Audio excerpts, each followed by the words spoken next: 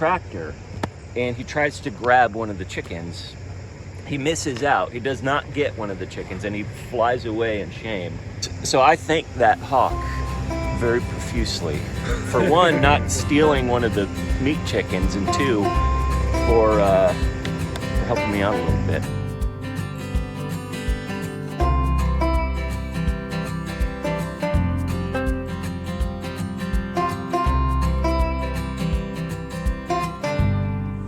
Hey y'all, Billy from Perma Pastures Farm. Different video than we're typically doing out here, but it is a joy. Oh goodness, I can't even begin to tell you how filled I am with the history lesson that I'm getting about this place outside of Crossville, Tennessee. We're out here with Justin from Metcalf Mills. Everybody knows him by now. And also Sean, the modern yeoman, all friends of mine. And a wonder and a joy to spend time with them, especially when we're immersed in this history inside what used to be an old store from back in the day. The owner here had given this incredible story about his grandpa and all the things he did.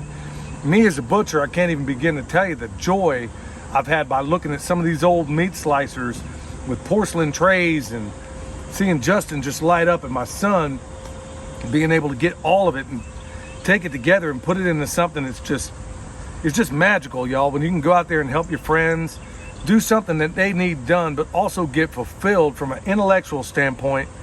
When you realize there's all this history out there, things that just, I don't know, that just fill you so deeply when you realize that I'm holding on to an item that has been here. I'm touching this, that has had so much history and has done so many things. And honestly, this mill has filled so many bellies, and the sandwich shop they used to run out of here, all these wonderful things. And y'all, I can't talk long because I'm gonna have to get back in here because my foreman is hard at it, and I can't leave him out here while his hands are out here just waxing philosophically about all this. But folks, this is truly a joy to be out here. Beautiful day, hanging out with good friends, and really loving every bit of it. So with that said, we're gonna get inside. We're gonna take this mill apart and we're gonna get it outside.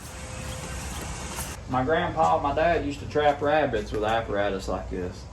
It had a box, and they would put a forked stick in the top of up outside the box, and this worked just like that. Oh, and that was the trap door? This is the trap door, so they'd pull it down, stick an apple or something that the rabbit wanted on this end, and there's usually a little notch there, and they would hook the notch on the box. So when the rabbit pushed on this bait, it would unlatch that, and it would let that door fall down on the other end of the box. Wow. But that must be for rats because it's that size it is. Grandpa. This is a PTO shaft that would have hooked up to the tractor. The shaft coming in on this gearbox, as the tractor PTO turned outside, it come into this gearbox to turn this pulley to which ran the mill. The grain goes up here, and it funnels down, Sean, to here, and that's the feed adjustment right here. You turn this, and it raises and lowers this cup, and this is called the shoe. This whole thing is shaking like this by way of this eccentric over here off of the main shaft. It moves this up and down, which moves the shoe back and forth. Grain comes down, falls down here. This is a suction fan, and the way it works, there should be a screen right here. So the fan is creating suction. As the grain falls down, the fine particles, which is pericarp and what comes off of the grain, would have been drawn up through this and blown out over here, which is why he had that bag tied on. The stone over here is encased in concrete inside this half of the box. Okay. And the screw back here is what you adjust, and what that does, it's got a thrust bearing, and it moves the shaft in and out so those stones are closer or farther apart. So does that determine If you're what you're grinding? If you're cracking corn for chicken feed, or you tighten them up to grind grits and fine cornmeal. So that's what you do. You adjust it to make it either grits, cornmeal, yeah. or What tracks the belt and keeps the belt on these old flat pulleys is the pulley is That is crowned cool. in the See, center. that's awesome that you guys have all of this. It's Yeah, we a bigger found it and some diameter in the stuff, so- center, and that belt kind of rides Yeah. around it, and that's what keeps it tracking true. That on was the my pulleys. grandma. Okay. I was like, this is my grandfather, A weapon. Rufus, and that's my grandmother. And then this was a neighbor that just lived down the road, Mr. Cordell. You plug it into something. This particular mill is a Williams mill, and it was built by Williams Mill Company at Ronda, North Carolina. And they only built mills between about 1916 and 1927 when Meadows Mills bought them out. The serial number right here, I got a book at home. I can look that up and find the exact year it was built. It's a 16-inch mill. Over here you can see 16IN. B, I think, is representing a 12-inch mill would be an A, I think. So a 16-inch is the next size up, which would be a B. That's my thinking on that. You guys got it? Should be fine. I've got it. You know exactly what to do. I guess right here's yours right now. I heard something snap and I freaked out.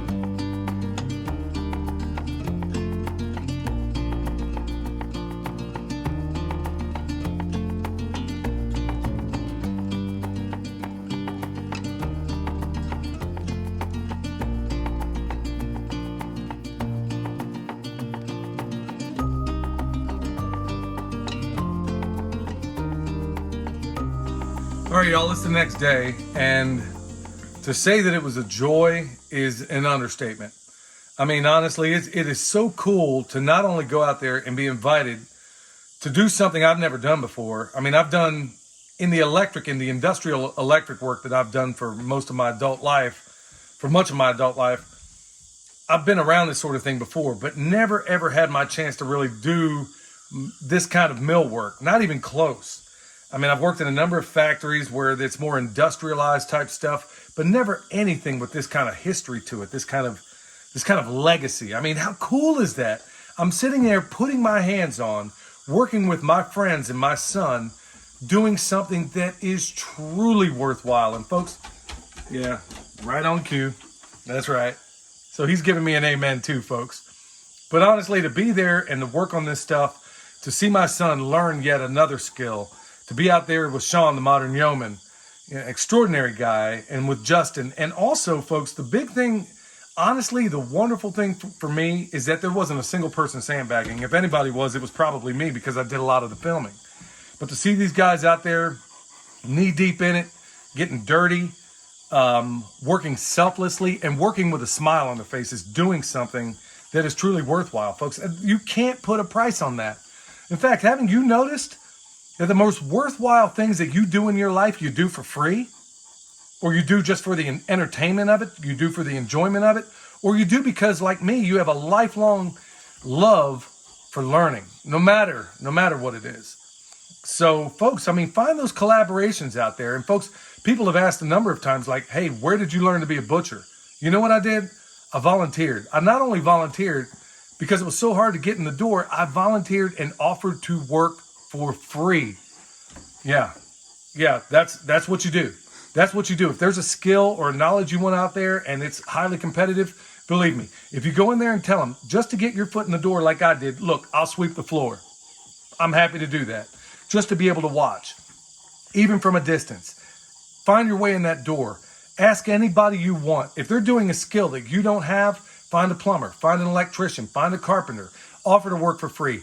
Just do anything they tell you to do. Don't complain, and do it with joy in your heart and a smile on your face.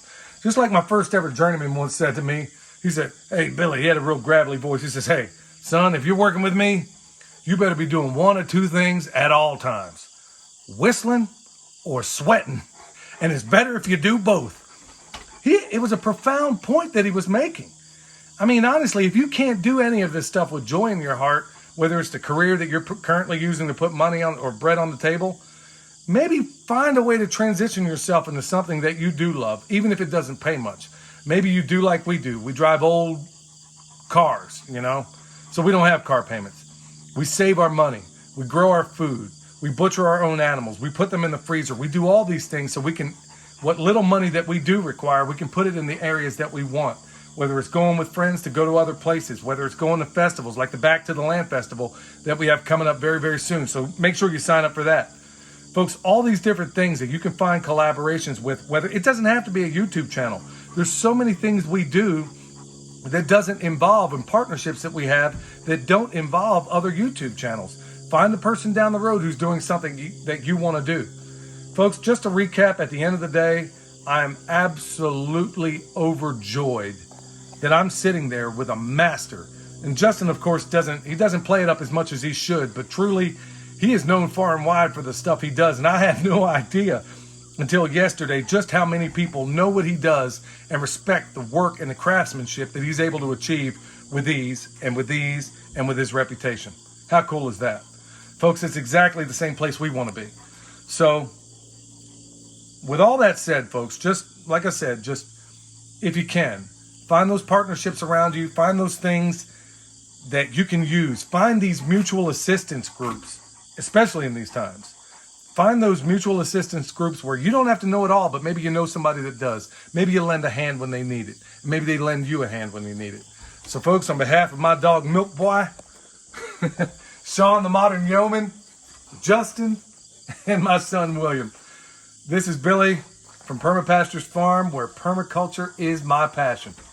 We'll see y'all next time. Ain't that right, boy?